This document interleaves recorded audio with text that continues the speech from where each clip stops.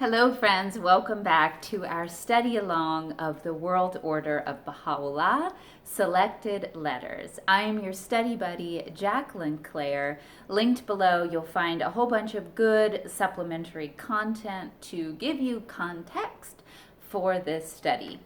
So we are in the middle of the letter called the Unfoldment of World Civilization. This is the last letter in this compilation written in 1936 by Shoghi Effendi to the Baha'i world, specifically North American communities. And this is the section titled The Process of Integration. Such a unique and momentous crisis in the life of organized mankind may, moreover, be likened to the culminating stage in the political evolution of the great American Republic, the stage which marked the emergence of a unified community of federated states. And this is very interesting because this is very much where the world order started, talking about the example of the federated process of the states coming together as an organized, cohesive unit, being that of the United States, but also having their own laws and sovereignty to a certain degree. The stirring of a new national consciousness and the birth of a new type of civilization, infinitely richer and nobler than any which its component parts could have severally hoped to achieve, may be said to proclaim the coming of age of the American people. Within the territorial limits of this nation, this consummation may be viewed as the culmination of the process of human government. The diversified and loosely related elements of a divided community were brought together, unified, and incorporated into one coherent system. Though this entity may continue gaining in cohesive power, though the unity already achieved may be further consolidated, though the civilization to which that unity could alone have given birth may expand and flourish, yet the machinery essential to such an unfoldment may be said to have been, in its essential structure, erected, and the impulse required to guide and sustain it may be regarded as having been fundamentally imparted. No stage above and beyond this consummation of national unity can, within the geographical limits of that nation, be imagined, though the highest destiny of its people as a constituent element in a still larger entity that will embrace the whole mankind may still remain unfulfilled. Considered as an isolated unit, however, this process of integration may be said to have reached its highest and final consummation. You guys with me? I understand that the United States has achieved its final consummation in this design of a unification of different component parts. And it is an example for us, not necessarily a divinely inspired example, but a very well-designed, man-made example. Such is the stage to which an evolving humanity is collectively approaching. The revelation entrusted by the Almighty Ordainer to Baha'u'llah, his followers firmly believe, has been endowed with such potentialities as are commensurate with the maturity of the human race, the crowning and most momentous stage in its evolution from infancy to manhood.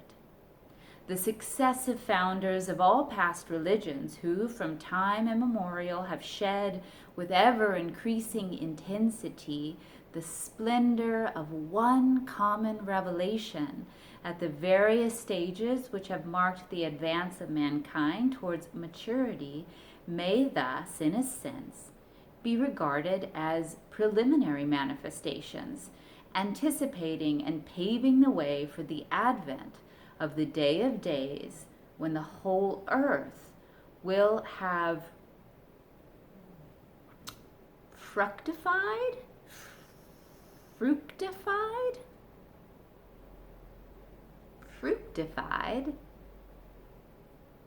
and the tree of humanity will have yielded its destined fruit.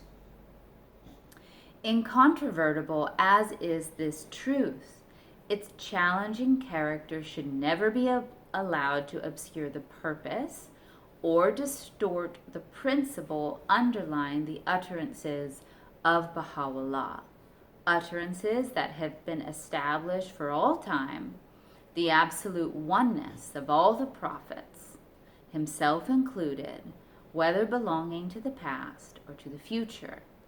Though the mission of the prophets preceding Baha'u'llah may be viewed in that light, though the measure of divine revelation with which each has been entrusted must, as a result of this process of evolution, necessarily differ. Their common origin, their essential unity, their identity of purpose should at no time and under no circumstances be misapprehended or denied. That all the messengers of God should be regarded as, quote, abiding in the same tabernacle, soaring in the same heaven, seated upon the same throne, uttering the same speech, and proclaiming the same faith. Must, however, much we may extol the measure of divine revelation vouchsafed to mankind at this crowning stage of its evolution, remain the unalterable foundation and central tenet of Baha'i belief. Central tenet of Baha'i belief, that all of the messengers abide in the same tabernacle, soar in the same heaven, proclaim the same faith, are seated upon the same throne, uttering the same speech. All of the manifestations. The central tenet of the Baha'i Faith.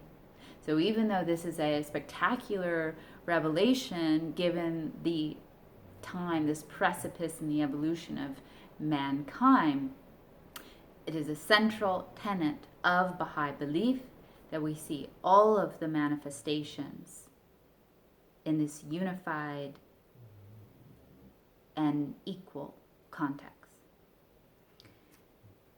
Yes, any variations in the splendor which each of these manifestations of the light of God has shed upon the world should be ascribed not to any inherent superiority involved in the essential character of any one of them, but rather to the progressive capacity, the ever-increasing spiritual receptiveness which mankind, in its progress towards maturity, has invariably manifested. All right, my friends, our next reading will be called The Final Consummation. This concludes the process of integration. We are approaching the end. The end is in sight of our study. It's been many years, and I think it's good that we are familiarizing ourselves with the actual words and writings of Shoghi Effendi about the world order. Thank you for studying with me. Check out the links below. Again, if you want to have more context for the study along, if you want to learn more about the Baha'i Faith, if you want to find ways that you can support this channel, you will find all of that linked below. Signing off, my study buddy. Until next time, I wish you the best for playing your unique part in making this world a brighter place. I'll catch you next time. Bye-bye.